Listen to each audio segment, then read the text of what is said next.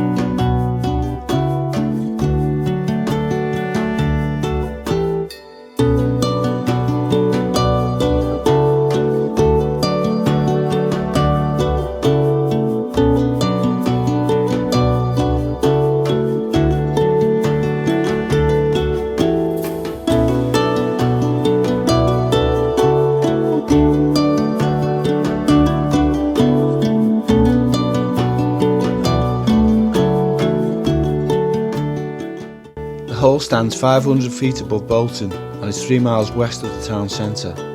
It is set in 120 acres of parkland with formal gardens surrounding the hall and a steep wooded valley with a lake to the north.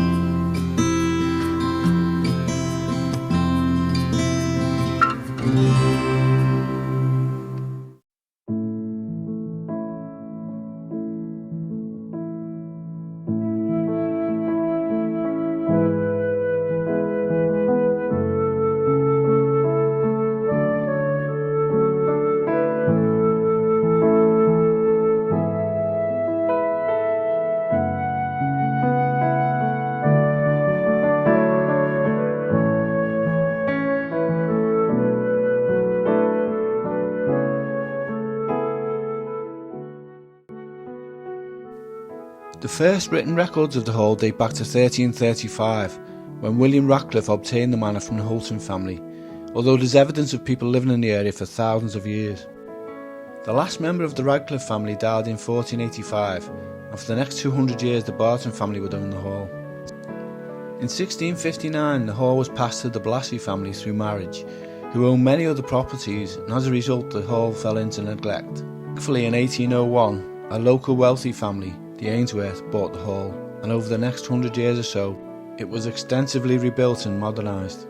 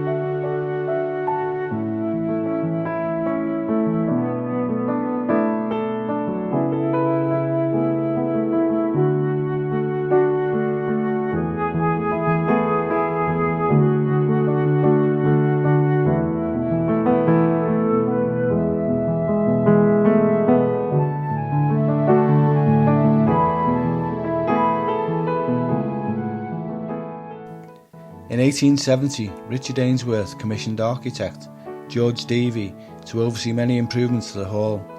In 1896, there was a mass protest by the locals which numbered around 12,000 people after Henry Ainsworth closed access to the moorland so that it could be used exclusively by the family and guests for hunting and shooting. The crowd broke down the gate and eventually the route became a public right-of-way.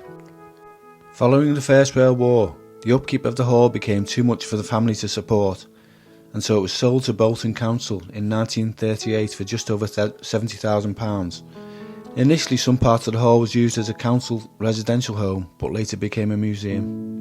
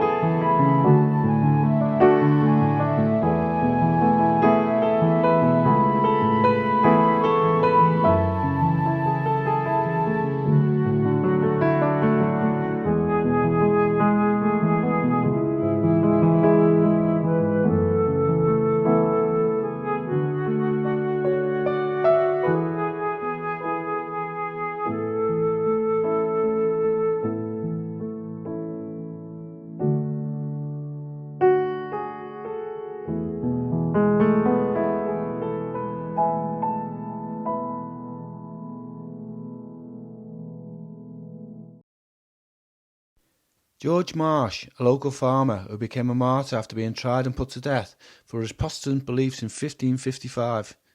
He was detained at the Hall before being transported to Chester, where he would meet a gruesome end.